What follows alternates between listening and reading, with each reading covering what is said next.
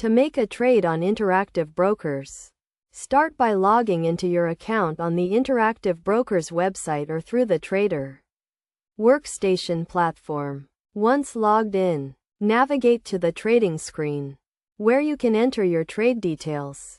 First, select the type of trade you want to make, such as a market order, limit order, or stop order. A market order will execute immediately at the current market price, while a limit order will execute at a specified price or better. A stop order will execute when the market price reaches a certain level. Next, enter the symbol of the security you want to trade, such as a stock or option. You can use the symbol search function to find the security you are looking for.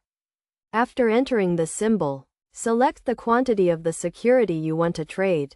You can also specify the duration of your trade, such as day or good till cancelled. Now, review your trade details to ensure everything is correct. Check the symbol, quantity, and order type to make sure they match your intentions. Once you have reviewed your trade, click the Submit button to send your order to the market. Your trade will then be executed according to the terms of your order. It is essential to understand the risks and fees associated with trading before making a trade. Interactive Brokers charges commissions on trades, and there may be other fees such as regulatory fees or exchange fees. To manage risk, consider setting stop-loss orders or position sizing to limit your potential losses.